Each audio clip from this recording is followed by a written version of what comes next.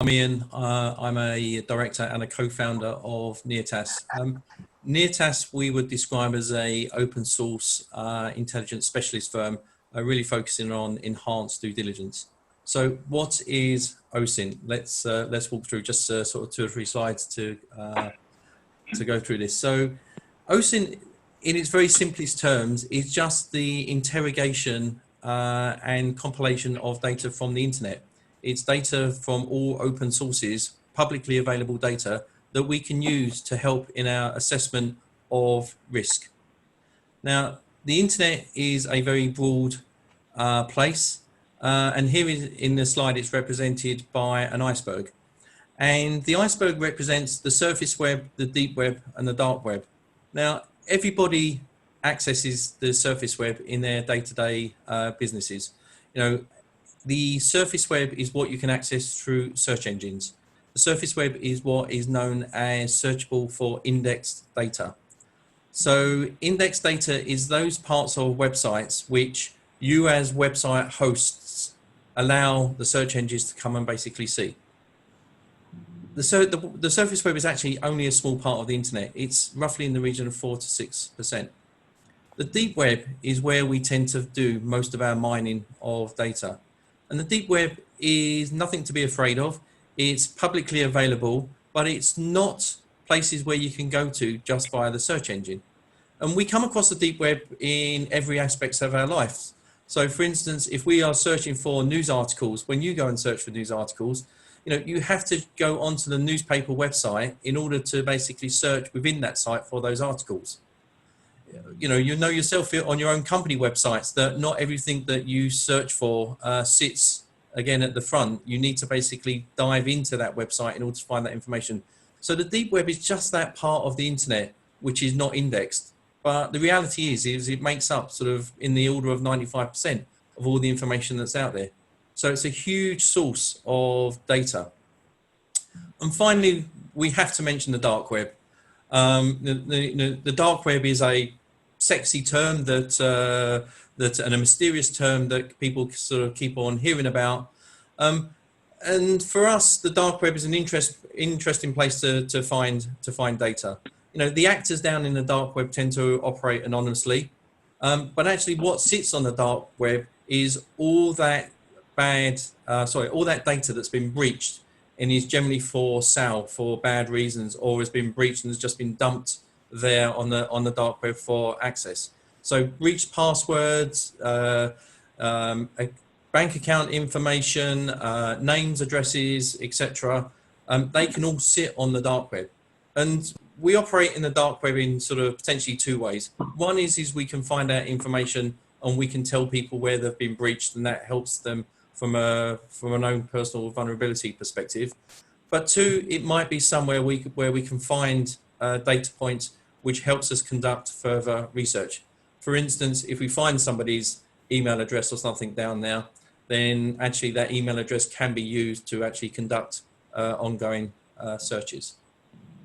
Mark, you can do the next slide, please. So, as we said, OSINT is the science of collecting data from the internet. And it is a science. It is actually taught at universities. It's generally taught within war studies. It's a service that both military intelligence and actually the police use in certain day-to-day interactions. But you have to understand that there's a huge amount of data. It's a huge logistical data issue. How is it that we go and find all that information? The stats we put up on here is there's 4 billion users on the internet every day. There's over 1 billion people that use Facebook and Instagram, 126 daily Twitter users, and that's just to name a few. And all of these people are continually updating information onto the internet. So it's just getting larger and larger and larger and just ever more complicated to navigate. And as I said earlier, the search engines only actually ever look at 4 to 6% of the internet. And we know ourselves that when we do our own searches, we will look at page 1 or page 2 of the findings, when actually, it says on the top bar, it says, Google has found, this is article 1 of 560,000. So we only ever look at a very small part of the internet when we tend to do our own research. So actually you need a lot of specialist skills and resources in order to navigate the rest of the internet. So we use a lot of cybersecurity skills. How is it that we can navigate and triangulate the data that's out there to find the digital footprint in the first place? How is it that people's names are connected to social media accounts, etc.? How is it that mobile telephone numbers are connected to these types of things? Again, we can use those pieces of information to look to triangulate, access some information, and then we run what's known as intelligence cycles. Again, it's a very, very similar process that, whether we do it or whether other OSINT specialists will basically do this, is they will look to do a first sweep of data gathering. What have we found out when we've done our initial search? We found names, we found addresses. Okay, now let's search using those addresses. Let's search using those names. Let's search using those mobile numbers. What information does that basically bring up? And then you continue to build up a site, through these various cycles, a very, very broad brush approach and a very broad picture of either a person or a company. There is so much data that sits out there amongst us. And again, there's tools and techniques that we use that we need to do to interrogate some of these websites. For instance, Facebook itself publishes a guide which is around 500 pages long about how it should be interrogated. So this information does sit in the public domain. It's just that you need lots of skills and tools and techniques in order to basically gather it all together. Actually, just before you move the slide, I'd also sort of talk about some of the other challenges of accessing it. How is it that we find the right John Smith? And again, there's lots of tools and techniques that we use in terms of ensuring that we triangulate the data to find the information. How is it that we can navigate the information across multiple jurisdictions? Well, the internet knows no borders, and you have to have a process which can conduct that too. And this is where technology comes into play, in that our platform can look at over 200 languages. So whilst everything that we do can be done by a human sitting behind the desk, you're not going to find that person that can speak the 200 languages or whatever it is that you need to go right across the globe in terms of some of the people and companies that you're investigating. Mark, if we could do the next slide, please.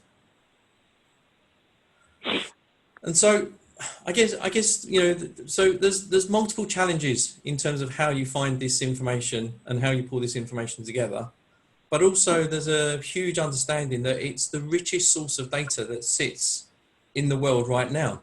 You have heads of the US security services talking about the biggest single intelligence source being the internet. There's so much information about all of us that sits out there, and it's everything from things that we post as individuals about our lives and our lifestyles, to all those things that the governments are posting about us. This access to transparency and what have you allows us to look at birth records, marriage records, death records. Again, there's lots of initiatives around ensuring that, for instance, in the US, you can look at things like mobile account data.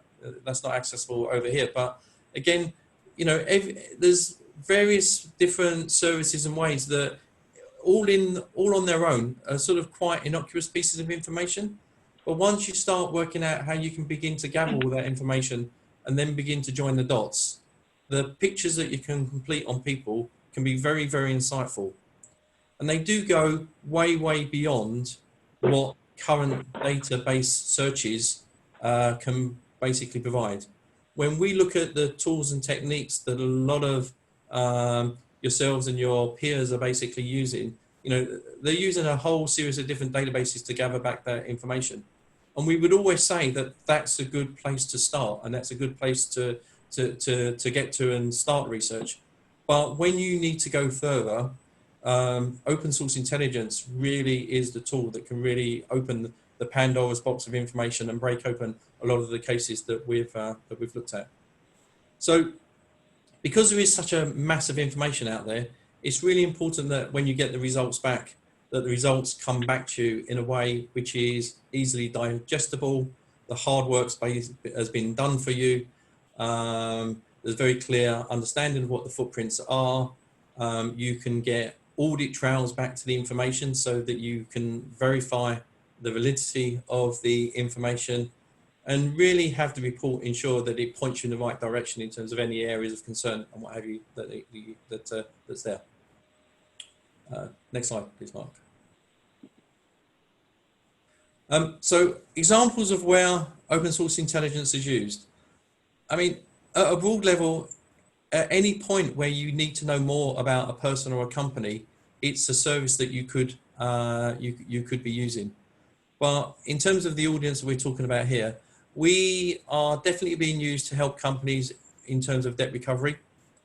So again, looking at situations where obviously the borrower has absconded, not paid the debt. How do you basically go after that person? How do you go and track them down? How do you go and, how do you find them? How do you determine whether they've actually got the means to repay the debt? The open source intelligence can really effectively help you make those decisions.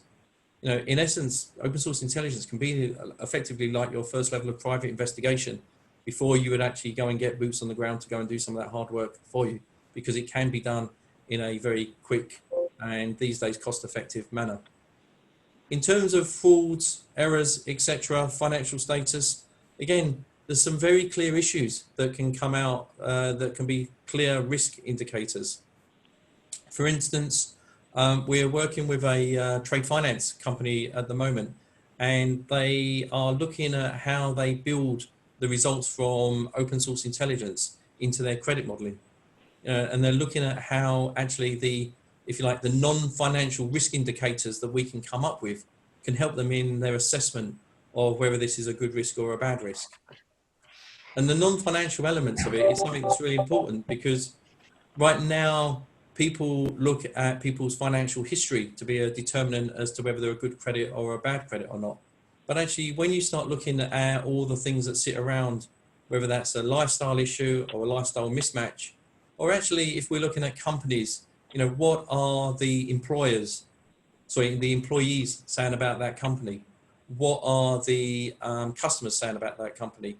All of that data, whether it's through customer review sites or employee review sites, can be collected and collated and basically help provide a view on the companies that we're looking at. Employee vetting, that's a big one.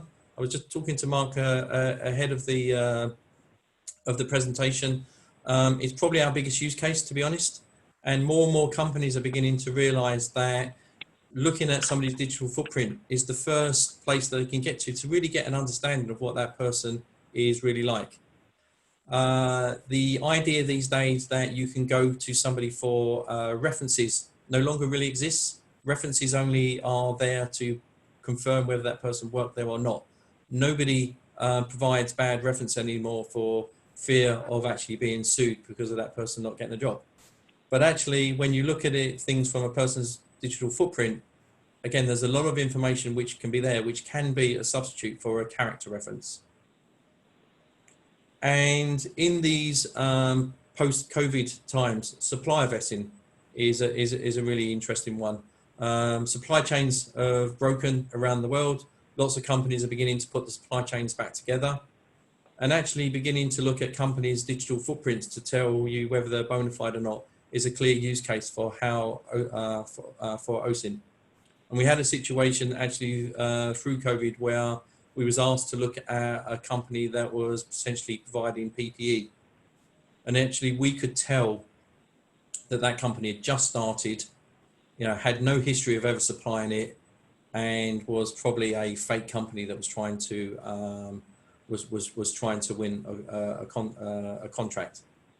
And one of the things that one of the skills or tools that we used to do that was using a service where we can look at the old versions of a company's website. So actually, and the tool has been in the press just recently. It's called the Wayback Machine. It's been in the press recently because Dominic Cummings was accused of changing his website to fit his timeline And actually the machine is an archiving system that will go back through companies' websites. And it's a tool that we use on an ongoing basis to look at a company's history, a company's progression. We can see how the company's website has changed over time, so you can get a sense of how that company's evolved over time. We'll do it the same when we look at people, because if you're the CEO of us or the CFO, basically the C-suite of a company, you've probably sat on that company's website for a number of years, a number of times, and we can look at your own personal progression as to how you progress throughout that firm by looking at the company website. And again, that's just one of the tools that we employ when we sort of carry out our OSINT investigations. I guess that's brief in terms of OSINT, some of its use cases and what have you. We just wanted to talk through a couple of use cases to really sort of show how OSINT can be used where the rubber hits the road. So Mark, if you wouldn't mind changing the slide again. So yeah, there's just a couple of case studies. So in this particular case, we had a CEO that owed a large amount of money and went missing. So he couldn't be found anywhere. There was no database, no check that could inform the company that was trying to recover the debt, where he was. So we was employed to basically do that. And actually through a combination of looking at him, some of the people around him, looking at his social media and what have you, we managed to locate him. And the breakthrough actually came through looking at his Strava account. We managed to find a Strava account, which is what he used to use when he mapped his runs locally. And what he didn't realize was that he was posting that data for his run to that Strava account. So we managed to locate a map of what he was doing. He didn't define exactly where he was, but through mapping that run to satellite imagery, we managed to find an area as to where it was. And then we located it to a property, and we actually found that property for sale through a cached version of a property, of a real estate agent's website, which enabled us actually to then track down the actual address. So that person had left the country. They were actually found in Portugal. It was done though through, like I say, a combination of looking at their social media, finding their Strava account, of cross-referencing that with satellite imagery, getting an address, and then allowing the agent to actually knock on the door to look to recover the debt. So we thought that was a really interesting story as to how OSINT sort of was used in order to help that company recover its debt. And again, all of that information that we found sat in the public domain. It was a question though of sifting through the information that was there, triangulating the information, connecting the various different dots to actually build that picture. And the second case study, this was an interesting case in that a hairdresser was looking to be onboarded as a client for a financial institution. So there was there was nothing unusual there. The company carried out their standard database checks. Nothing came up. There were no issues, but there was a nagging doubt in the client's mind. So they asked us to look at this person, and we uncovered a whole host of different things that sat there. So we found out that the hairdresser in question had actually not long recently relocated from a Southeast Asian country. And then when we started sort of doing some investigation into them, we found out that she was tied to a number of companies that had been involved in bribery and corruption. And this was all in relation to some arms dealing. So, I mean, it sort of completely sort of blew us away in terms of, what looked like a bona fide hairdressing business actually in North London ended up having these links to a bribery and corruption case out in Asia, which in turn was embroiled or connected to a murder case, which actually ended up going right into the heart of the government. And again, there were no database checks that was able to uncover this information, because on the face of it, the database checks that was carried out on the individual, because they had no criminal record here in the UK, because they had some credit history here in the UK, because they had an address in the UK, they ticked all the boxes for being a bona fide client. But actually, it turns out that the money had come from illegal operations, illegal means, and it opened up a whole web of an interesting story as to what was there. I'll sort of conclude at that point. I'll finish by sort of saying that when you need to go beyond databases, and we would always say that databases should be your first starting point, this is a hugely complementary opportunity to find out lots more information. And the world's biggest database is the internet, and there's a huge amount of untapped information that sits on it. And we see it very much as our mission to help you navigate it, find it, and use it for your own means.